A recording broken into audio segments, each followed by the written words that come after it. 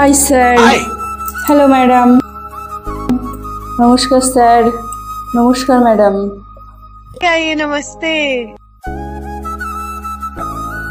क्या नाम है आपका? हमार नाम सुलेखा बाउल। वाओ,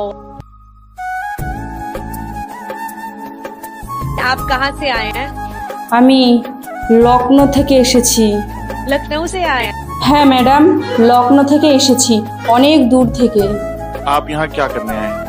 আমি আজকে এই মঞ্চে অডিশন দিতে এসেছি। क्या बात है, वाह वाह वाह, क्या बात है। आपने पहले कभी ऑडिशन दिया है? না ম্যাডাম, আমি কোনোদিন অডিশন দিইনি, এই প্রথমবার আমি অডিশন দিতে এসেছি। वाओ, तो अभी तक क्यों नहीं दिया आपने ऑडिशन? কিভাবে অডিশন দেব, আমি তো গরিব, আমি এখানে কিভাবে আসব? আমি গরিব বলে আমাকে সবাই অবহেলা করে। আমার এক সময় টাকা পয়সা বাড়ি গাড়ি সব কিছুই ছিল, বন্ধু বান্ধব সবাই এসে আমার বাড়িতে আগে আমরা একসাথে বসে গল্প করতাম, খেলাধুলা করতাম, কিন্তু এই স্বার্থের দুনিয়ায় আমার পাশে এখন আর কেউ নেই। আগে টাকা পয়সা ধন সম্পত্তি বাড়ি গাড়ি সব কিছু ছিল, কিন্তু একটা বিশেষ কারণে আমাদের এখন আর কিছুই নেই। अरे बाप रे, कैसे हुआ ये? আমরা হচ্ছি 3 ভাই বোন। আমি সবার ছোট দেখে আমাকে সবাই একটু অবহেলা বেশিই করতো। अच्छा, পয়সা কড়ির দিক দিয়ে হলেও সব দিক দিয়ে আমাকে একটু কম সাপোর্ট করতো। আমার 2 ভাই বোনকেই বেশি সাপোর্ট করতো, কিন্তু আমার মা বাবা আমাকে ভালোবাসতো, কিন্তু ছোট দেখে একটু ভয় পেত যে ওর কাছে টাকা পয়সা যদি বেশি দিই ও কী করবে তার কোনো ঠিক ছিল না। কিন্তু আমার মনে মনে সবসময় একটা জিনিসই থাকতো, আমি বড় হয়ে কিছু না কিছু হব, নিজের পায়ে দাঁড়াবো। কিন্তু স্বার্থের এমন স্বার্থ দুনিয়া আমাকে সেই স্বপ্নটা পূরণ করতে দিল না। सही बात है। আমরা এক পেটে জন্ম নিয়েছি, বড় হয়েছি, সেই দাদা আমাদের সাথে হিংসা করে, আমার সাথে আমার মায়ের সাথে হিংসা করে। এখনকার মানুষ বড়ই স্বার্থপর, সে নিজের মানুষই হোক কি পরের মানুষই হোক, কেউ কারোর ভালো দেখতে পারে না, নিজের ভাই বলো বা পাড়া প্রতিবেশীই বলো। স্বার্থ ছাড়া দুনিয়াতে কেউ ভালোবাসে না, শুধু মা বাবাই স্বার্থ ছাড়া ভালোবাসে। सच्चे लोग होते हैं ना, मेरा दिल टूटा। আমার 2 দাদা বিয়ে করার পরে আলাদা হয়ে যায়, তখন আমি মা বাবার সাথে একাই থাকতাম। তাদের বিয়ে হওয়ার 1 বছর পরেই বলল সম্পত্তি ভাগ করে দেওয়ার কথা। আমার মা বাবা রাজি না হওয়াতে অনেক অশান্তি করতো আমার 2 দাদা। আমি বললাম আমাদের কিছু দরকার নেই, জমি জায়গা ভাগ করার সময় আমার 2 দাদা আমার বাবাকেও ঠকিয়েছে, আমাকেও ঠকিয়েছে। নিজেরই দাদা যখন ঠকায় তখন এই বুকের ভেতরটা ফেটে যায় যে এতই স্বার্থপর,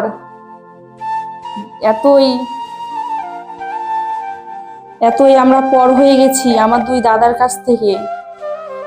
এখন আমি পুরো একা, আমার কাছে মা বাবা আত্মীয় স্বজন বন্ধু বান্ধব এখন কেউ নেই, আমি একা একাই থাকি।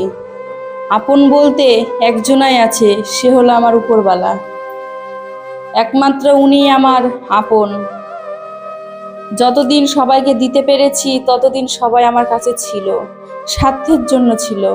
এখন কাউকে টাকা পয়সা সেইভাবে কাউকে দিয়ে সাহায্য করতে পারি না, আজকে তাদের কাছে আমি পর। যাই হোক ম্যাডাম জি, ইচ্ছা ছিল সবাইকে নিয়ে চলার, সবার পাশে দাঁড়ানোর, সেটা তো আর পূরণ হলো না।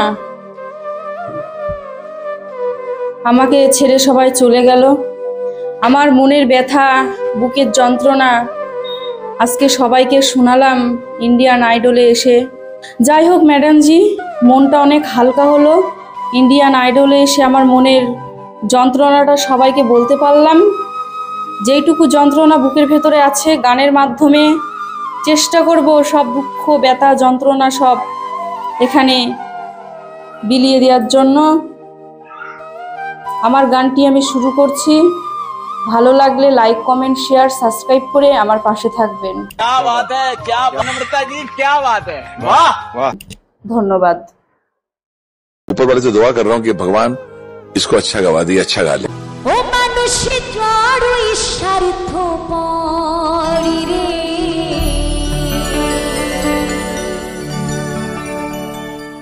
বড়ই স্বার্থপর।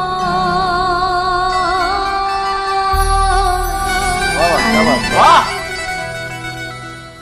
বুকের মাঝে জায়গা দিলে